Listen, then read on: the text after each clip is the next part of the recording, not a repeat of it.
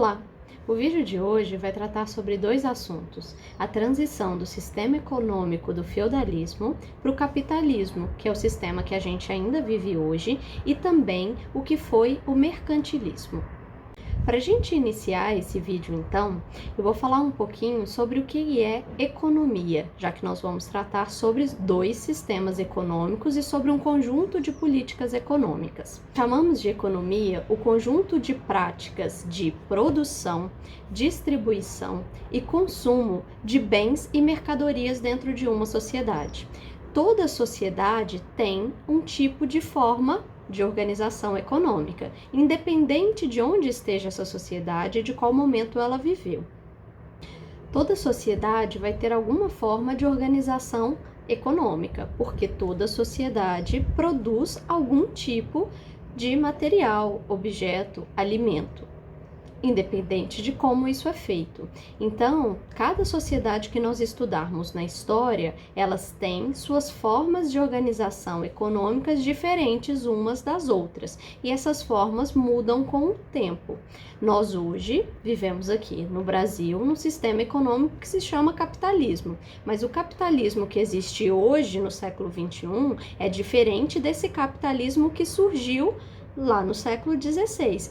Embora o capitalismo hoje e o capitalismo do século XVI tenham várias semelhanças também. Então, quando nós estamos pensando em economia, nós precisamos pensar o que uma sociedade produz. Ela produz alimentos, ela produz construções, ela produz objetos de decoração. Quais são esses objetos? Então, nós vamos pensar nessas coisas que são produzidas.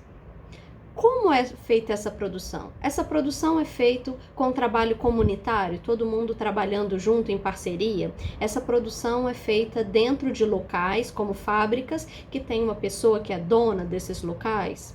Ou essas produções são feitas em fábricas, que na verdade quem é dono é o Estado. São formas diferentes de organização dessa produção.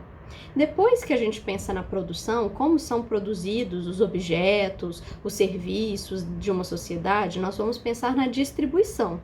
Então, depois que o produto é produzido, para quem ele vai? A quem ele pertence? Esse produto é de todo mundo? Esse produto é do dono da fábrica ou do dono da terra onde ele foi produzido? Como que isso é feito? Então, como que esse produto ele vai ser distribuído? Ele pertence a quem? Se ele for de alguém, de uma única pessoa ou de um único grupo, ele vai ser vendido para as outras pessoas? Ele vai ser dado em troca de trabalho para as outras pessoas? Tudo isso são perguntas que nós temos que fazer quando nós pensamos na economia de uma sociedade. E por último, nós temos que pensar também como as pessoas consomem esses produtos, como elas têm acesso e como elas consomem. Elas consomem muito, elas consomem pouco, elas consomem apenas aquilo que elas precisam para as necessidades básicas ou não? São várias perguntas que nós temos que fazer também. No vídeo de hoje, nós vamos pensar sobre essas questões da economia, mas uma economia diferente da economia que nós temos hoje. Nós vamos voltar um pouquinho lá no feudalismo e vamos ver o momento em que o sistema econômico do feudalismo, durante a Idade Média, começou a se transformar e ele foi mudando tanto até dar origem a um novo sistema econômico que era bem diferente do feudalismo, que nós chamamos de capitalismo. Esse é o canal Crítica, História e Literatura. Se você se interessa por esses temas, se inscreva para ser avisado dos próximos vídeos. Comente, deixe aqui a sua sugestão. A transição do feudalismo para o capitalismo vai começar a acontecer no século XI e ela só vai terminar por volta do século XVI. Essa, então, é uma transformação muito lenta, porque ela exige que várias questões daquela sociedade da Europa se modifiquem para que exista um novo sistema econômico. E a gente vai começar a entender quais foram essas transformações que começam a ocorrer a partir do século XI e que vão gerar esse novo sistema. Quer dizer que essas transformações que ocorreram ao longo desses 5 séculos, elas vão ocorrer da mesma forma em todos os lugares da Europa e ao mesmo tempo? Não. Várias regiões da Europa, mesmo depois do século XVI, vão continuar produzindo e tendo parte de seu sistema econômico com práticas que não são práticas capitalistas, que são práticas do feudalismo, como, por exemplo, o trabalho servil. Esse é um exemplo da França, que até a Revolução Francesa ainda produzia de forma feudal, e também da Rússia, que só vai ter grandes transformações econômicas na sua produção agrícola depois da Revolução Russa, no século XIX. Isso é importante para a gente entender que sempre que a gente fala de transformações e mudanças na história, nós temos que enxergar essas mudanças como mudanças graduais, mudanças que são muitas vezes lentas e que não acontecem em todos os lugares ao mesmo tempo. Quais foram, então, as transformações da sociedade a partir do século XI que possibilitaram, que permitiram a mudança de um sistema econômico? Se a gente lembra de como era o contexto europeu no século XI, nós vamos lembrar do feudalismo. Nós vamos lembrar que as pessoas moravam em feudos, esses feudos são propriedades de nobres e o trabalho nesses feudos é um trabalho servil. O servo, ele não é um indivíduo completamente livre porque ele está preso à terra. Ele produz, parte da produção que ele faz, ele entrega ao senhor feudal, que é o proprietário do feudo onde o servo mora. O servo também tem que pagar uma série de outros tributos ao senhor feudal, para a utilização das ferramentas do senhor feudal, ele precisa trabalhar durante alguns dias na semana nas áreas que a produção fica toda para o senhor feudal, ele tem uma série de obrigações. Esse é o trabalho servil. O servo, ele está preso à terra e ele dá parte da sua produção para o senhor feudal, a grande parte dela, e ele também tem outros tributos para pagar para esse senhor feudal, seja na forma de produtos, seja na forma de trabalho. Outra informação importante para a gente relembrar sobre o feudalismo. O feudalismo, na maior parte do seu tempo, não utiliza moeda para as trocas, e as trocas comerciais entre um feudo e outro feudo são muito pequenas. Por quê? Porque o feudo era uma unidade, era um pedaço de terra que tentava ser autossuficiente, tentava produzir tudo aquilo que necessitava para as pessoas sobreviverem naquele local. Se o feudo produzia praticamente boa parte das necessidades básicas dos seus habitantes, a necessidade de comércio, de comprar de outros feudos, ela diminui. Um outro motivo do comércio entre os feudos ter diminuído foi o contexto das invasões dos povos do norte da Europa, que aconteceram aí desde o fim do Império Romano. Só que durante o século XI, uma série de inovações tecnológicas na forma que as pessoas produziam os alimentos vão fazer com que comece a sobrar alimentos. Essa produção vai aumentar muito com essas inovações tecnológicas, como, por exemplo, a rotação de culturas, como, por exemplo, a introdução dos moinhos, a introdução do arado com ponta de ferro e outras inovações. Isso vai fazer com que a produção aumente, então as pessoas vão começar a produzir mais alimentos e com isso elas vão comer melhor e também vai sobrar alimento. Quando começa a sobrar alimento, uma das alternativas que vão ser encontradas vai ser a troca desses alimentos com o feudo vizinho, num momento em que as invasões dos povos vindos do norte estão diminuindo e praticamente acabando. Então, andar nessas estradas volta a ficar mais seguro e aí começa pouco a pouco a voltar o comércio entre os feudos. Num primeiro momento, esse comércio era feito trocando espécie por espécie. Então eu trocava uma saca de trigo com uma saca de aveia, por exemplo. Ou trocava trigo e aveia por galinhas e por produtos. Então, um produto era trocado por outro produto, porque nesse momento as moedas elas praticamente já não existiram. Com o passar do tempo desse comércio sendo feito dessa forma e dele aumentando, vão surgindo pessoas especializadas em fazer esse comércio, que nós vamos chamar de burgueses. Primeiro, esses burgueses seriam os habitantes dos burgos, que seriam essas cidades medievais onde aconteceria algumas feiras. esse grupo de burgueses vai aumentando e vai ganhando poder econômico, vai se enriquecendo com essas trocas. E com o aumento das trocas, surge a necessidade de voltar a usar uma coisa que facilita muito a nossa vida quando a gente faz comércio, que é o dinheiro, porque nem sempre eu vou ter o produto que a outra pessoa quer para trocar o que eu preciso com ela. Só que se existe dinheiro, existe moeda circulando, eu não preciso ter exatamente o produto que essa pessoa quer. Eu vou pagar pelo produto que eu quero comprar dela e ela vai vender aquilo que eu preciso. Depois ela pode comprar com esse dinheiro aquilo que ela deseja. Então, a volta da moeda também vai facilitar muito essas trocas econômicas. E nesse momento, como são feitas essas moedas? De que são feitas essas moedas? Essas moedas são feitas de metais preciosos, principalmente ouro e prata. Junto com todas essas mudanças, nós podemos citar também o impacto das cruzadas, que vai reativar as rotas de comércio com o Oriente, e também podemos citar a formação dos Estados Nacionais.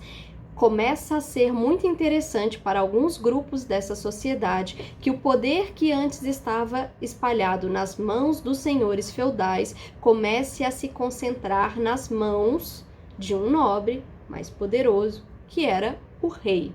A burguesia vai ser uma das classes que vai fortalecer esse poder do rei, porque o rei poderia unificar as moedas numa região grande, para que os burgueses não precisassem ficar trocando as moedas cada vez que eles entrassem num feudo diferente. O rei poderia também fazer obras e construir estradas, o que facilitaria esse comércio. Ele poderia unificar os impostos e assim os burgueses teriam únicos impostos a pagar e não ter que pagar taxas específicas todas as vezes que eles entravam e saíam de um feudo.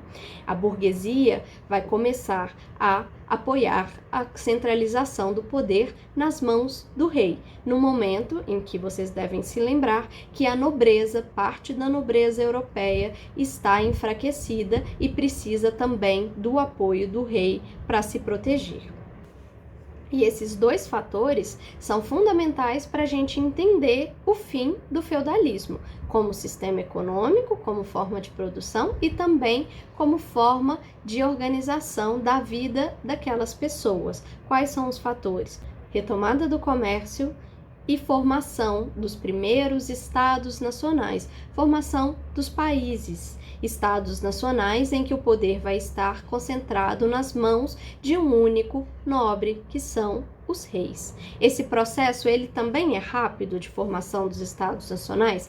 Não, e ele acontece em datas muito diferentes em cada um dos países modernos que nós temos na Europa hoje. Portugal é o primeiro estado nacional a se unificar, mas outros estados, como o caso da Espanha, França e Inglaterra, vão se unificar alguns séculos mais tarde do que Portugal, por volta dos séculos XV e XVI. Vamos voltar agora a falar sobre as diferenças entre o feudalismo, o sistema econômico do feudalismo, e o capitalismo, o sistema econômico capitalista. Para a gente entender essas diferenças, eu vou citar algumas áreas que a gente precisa prestar atenção, que são referentes àquelas perguntas que eu falei no início do vídeo, quando eu comentei o que era economia. Agora há pouco, quando eu estava explicando sobre o feudalismo, eu comentei que durante boa parte desses 1000 anos em que existiu o feudalismo na Europa, as moedas elas foram pouco utilizadas e em alguns casos elas chegam a desaparecer em certas regiões. Se as moedas, se o dinheiro foram pouco utilizadas durante o feudalismo, nós temos que perceber que a principal riqueza não era então o dinheiro. Quem era rico, considerado uma pessoa rica de posses, deveria ter outra coisa. Se não era dinheiro, o que seria? A terra. Durante o feudalismo, a principal riqueza era a terra. Mas aí a gente pensa, como as pessoas poderiam ter acesso à terra? Qualquer pessoa poderia comprar terras, por exemplo? Não, a terra pertencia ao grupo dos nobres e ela não poderia ser vendida. A terra ela só poderia ser doada. Nobres mais abastados, com maiores propriedades, doavam parte de suas propriedades para nobres que não tinham terras. Porque eles eram bonzinhos? Claro que não. Eles faziam isso em troca da lealdade desses nobres. E a partir daqueles momentos, eles tinham um laço de suzerania e vassalagem. O nobre que doava a terra era o suzerano, o nobre que recebia a terra era o vassalo, e o vassalo teria que ser leal ao nobre que doou a terra por toda a sua vida. Se esse nobre entrasse em guerra, o vassalo teria que acompanhá-lo. Se esse nobre fosse sequestrado, o vassalo teria que pagar a recompensa para resgatá-lo do sequestro, então teria que enviar tropas para isso. Tinha uma série de obrigações entre os nobres que recebiam essas terras, e com isso os nobres que tinham maior quantidade de terras iam costurando alianças entre outros nobres e se tornando mais poderosos. Agora, no capitalismo, nós temos uma outra principal riqueza, que não vai ser mais a terra, vai ser uma riqueza que ela é mais fácil de usar, que é o dinheiro. A terra, no capitalismo, ela continua sendo uma fonte de riqueza, mas ela é uma riqueza que não pode ser utilizada imediatamente, porque ela precisa ser vendida para que possa gerar dinheiro para que seja possível usar esse dinheiro para comprar outras coisas. No capitalismo, é rico quem tem muito capital disponível, quem tem muito dinheiro para investir. E não é qualquer tipo de dinheiro. Depois a gente pode falar um pouco mais sobre a diferença entre dinheiro e capital. Então essa é uma das primeiras diferenças que a gente tem que lembrar quando a gente compara feudalismo e capitalismo. No feudalismo, a principal riqueza é a terra. No capitalismo, a principal riqueza é o dinheiro. Presta atenção, se no feudalismo a principal riqueza é a terra, quem tem terras no feudalismo? A nobreza. No capitalismo, a principal riqueza é o dinheiro. Quem tem dinheiro principalmente é a nobreza? Nem sempre. Os burgueses, em muitos casos, vão ter mais dinheiro para ser investido do que os nobres. E aí a gente começa a perceber que esse grupo dos burgueses, que surgiu lá na transição do feudalismo com o capitalismo, ele começa a acumular muito poder econômico, porque eles têm dinheiro, mas eles não têm poder político, eles não têm prestígio. Isso vai fazer com que esse grupo lá na frente reivindique poder político e vai dar origem a uma série de revoluções que nós vamos ver, como a Revolução Inglesa, como a Revolução Francesa também. Agora, quando nós pensamos na produção, no feudalismo, como são produzidos os alimentos, por exemplo? Eu comentei que no feudalismo o trabalho para produzir as coisas é o trabalho servil. São servos que produzem. O servo, como eu falei, não é um indivíduo completamente livre, ele está preso à terra onde ele mora e ele tem uma série de obrigações para cumprir com o dono dessas terras. Agora, no capitalismo, nós temos servos? Não. A principal forma de trabalho do capitalismo é o trabalho assalariado. Pessoas são contratadas, elas trabalham e elas recebem pelo trabalho delas não os materiais que elas produzem, elas recebem um salário, elas recebem uma quantia em dinheiro, que é referente às horas que elas trabalharam e ao trabalho que elas fizeram. Isso é o que a gente chama de trabalho assalariado. Então, o trabalhador assalariado, ele não fica com parte daquilo que ele produziu. Então, alguém que trabalha, por exemplo, numa fábrica de calçados, essa pessoa não chega no final do mês e coloca dentro da bolsa dela alguns calçados para ela vender e com isso sobreviver. Não. No final do mês, ela vai receber uma quantia em dinheiro que vai ser o pagamento pelas horas que ela trabalhou ao longo daquele mês. É isso que nós chamamos de trabalho assalariado. Em vários momentos da história, mesmo em sistemas capitalistas, a gente vai ter, ao lado do trabalho assalariado, uma outra forma de trabalho que vai existir, que não é uma forma que é específica do capitalismo, que é o trabalho escravo. Mas isso não é uma característica do sistema capitalista, embora em muitos momentos da história o trabalho escravo e o trabalho assalariado conviveram e o capitalismo se beneficiou, como eu falei no vídeo passado, da escravidão, porque a escravidão é a exploração máxima do trabalho de alguém, já que o escravo não fica com nada daquilo que ele produz, ele não recebe salário, ele não fica com parte da produção. Então, toda a riqueza que um escravo produz, ela fica para o dono daquele escravo, e isso faz com que esse dono se enriqueça, com que esse dono acumule riqueza e acumule capital, que depois ele vai poder investir para desenvolver as suas atividades econômicas. Outra diferença que nós temos: no feudalismo, a economia é principalmente uma economia de subsistência. A economia, ela existe para atender às necessidades básicas daquela população. O comércio é limitado. Agora, no capitalismo, o comércio é o principal motor dessa economia. As coisas são produzidas não necessariamente porque as pessoas precisam delas, mas para que essas coisas sejam vendidas, que elas possam gerar lucro e continuar movimentando a economia. É por isso que hoje, no sistema capitalista em que nós vivemos, nós temos vários segmentos da indústria que são especializados em produzir desejos para as pessoas, produzir necessidades, produzir coisas que vão durar pouco tempo para que as pessoas possam comprar cada vez mais. Um exemplo disso é a indústria da moda. Quando nós pensamos que todo ano existe uma coleção de verão e uma coleção de inverno, isso existe para que no ano seguinte, as pessoas elas tenham o desejo de comprar novas roupas, não porque as roupas que elas tinham no armário deixaram de ser úteis, elas estragaram, mas porque essas pessoas querem estar na moda. Então a indústria começa a sugerir necessidades para as pessoas, e as pessoas vão encarar essas necessidades como necessidades reais e vão comprar mais mercadorias. Isso vai fazendo com que o comércio seja um dos pontos principais desse sistema, que é o capitalismo. Outra diferença que nós temos que lembrar, que é fundamental, é a utilização das moedas que eu já comentei. Durante o feudalismo, elas param de circular, em alguns casos elas praticamente não vão circular mais, e no capitalismo elas são fundamentais. As trocas econômicas, o comércio é feito utilizando dinheiro. Essas são as principais diferenças entre os dois tipos de sistema. O capitalismo vai ficar um pouco mais parecido com o que nós temos hoje a partir da Revolução Industrial no século XVIII. Mas como que funcionou esse capitalismo antes disso? No período do século XVI ao século XVIII.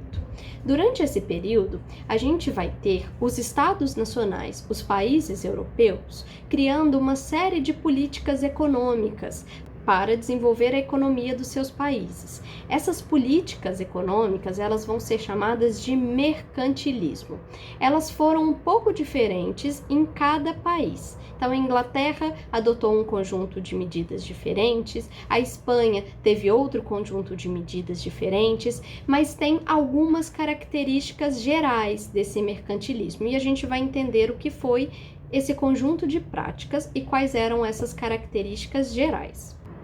O mercantilismo, então, vai ser um conjunto de regras e de políticas econômicas dentro do sistema capitalista, porque ele começa já no século XVI.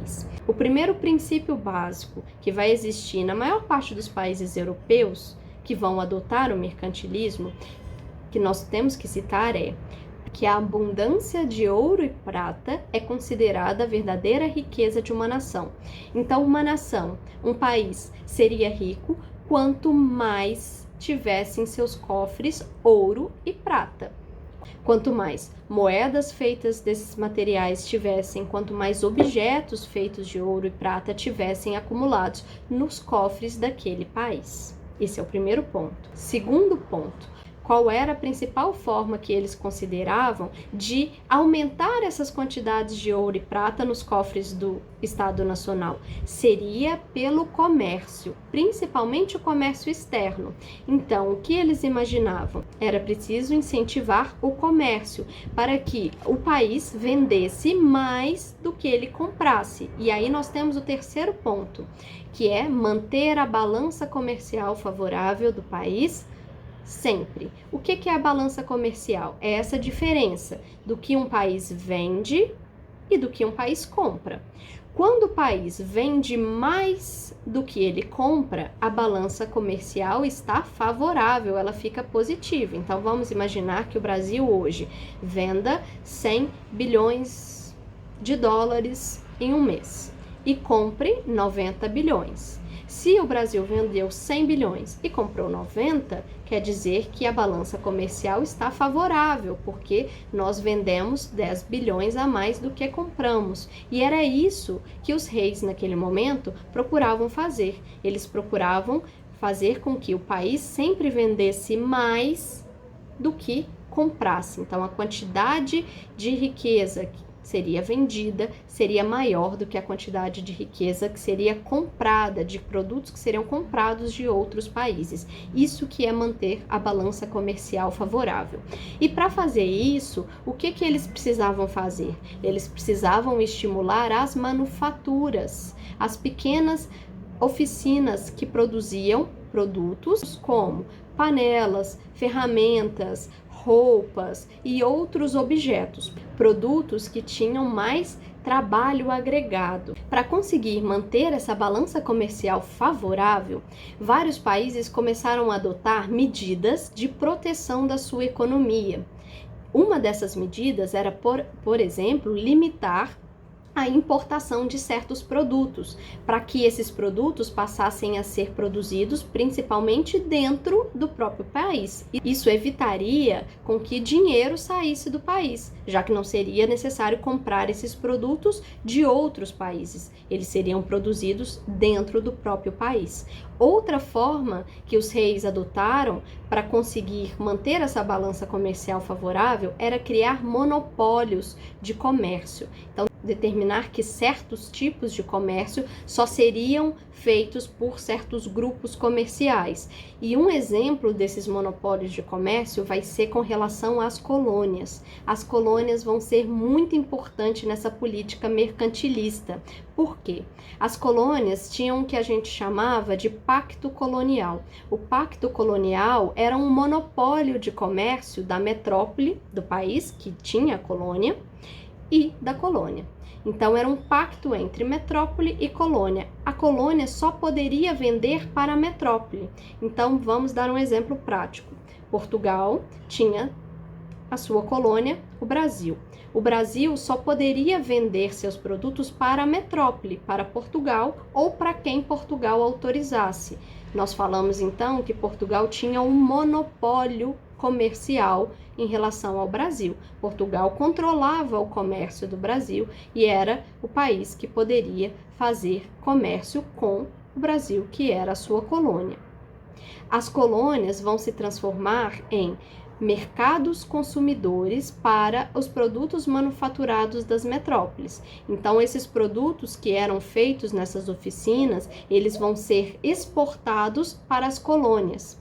As colônias vão comprar esses materiais, esses tecidos, essas roupas, essas ferramentas, esses utensílios, e vão vender em troca para a metrópole matéria-prima. Quais eram essas matérias-primas?